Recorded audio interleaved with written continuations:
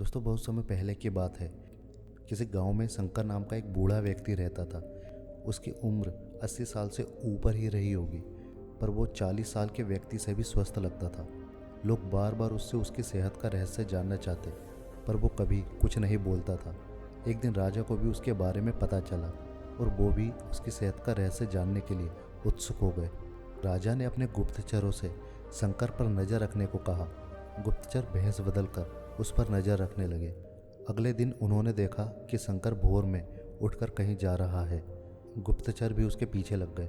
शंकर तेजी से चलता चला जा रहा था। मीलों चलने के बाद वो एक पहाड़ी पर चढ़ने लगा और अचानक ही गुप्तचरों की नज़रों से गायब हो गया। गुप्तचर वहीं रुककर उसका इंतजार करने लगे। कुछ देर बाद वो लौटा। उसने मुट्ठी में कुछ छोटे छोटे फल पकड़ रखे थे और उन्हें खाता हुआ चला आ रहा था। गुप्तचरों ने अंदाजा लगाया कि हो न हो शंकर इन्हीं रहस्यमयी फलों को खाकर इतना स्वस्थ है। अगले दिन दरबार में उन्होंने राजा को सारा किस्सा कह सुनाया। राजा ने उस पहाड़ी पर जाकर उन फलों का पता लगाने का आदेश दिया, पर बहुत खोजबीन करने के बाद भी कोई ऐसा असाधारण फल वहाँ नहीं दिखा। अंत में थक हार कर राजा ने शंकर को दरबार में हाजिर करने का हुक्म दिया। राजा ने पूछा, शंकर, इस उम्र में भी तुम्हारी इतनी अच्छी सेहत देखकर हम प्रसन्न हैं। बताओ तुम्हारी सेहत का रहस्य क्या है? शंकर कुछ देर सोचता रहा और फिर बोला, महाराज, मैं रोज़ पहाड़ी पर जाकर एक रहस्यमय फल खाता हूँ। वही मेरी सेहत का रहस्य है। राजा ने कहा, ठीक है, चलो हमें भी वहाँ ले चलो और दिखाओ वो कौन सा फल है। सभी लोग पहाड़ी की ओर चल दिए। वहाँ पहुँचकर शंकर उन्हें एक बेर के पेड़ के पास ले गया और उसके फलों को दिखाते हुए बोला, हुजूर, यही वो फल है जिसे मैं रोज़ खाता हूँ। राजा क्रोधित होते हुए बोले, तुम हमें मूर्ख समझते हो। ये फल हर रोज़ हजारों लोग खाते हैं, पर सभी तुम्हारी तरह सेहतमंद क्यों नहीं है?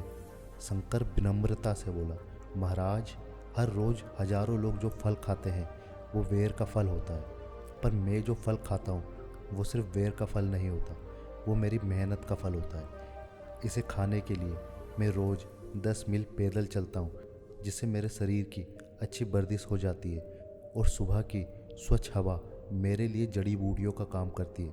बस यही मेरी सेहत का रहस्य है। राजा शंकर की बात समझ चुके थे। उन्होंने शंकर को स्वर्ण मुद्राएं देते हुए सम्मानित किया और अपनी प्रजा को भी शारीरिक श्रम करने की नसीहत दी। दोस्तों, आज की टेक्नोलॉजी ने हमारी ज़िंदगी बिल्कुल आसान बना दी है।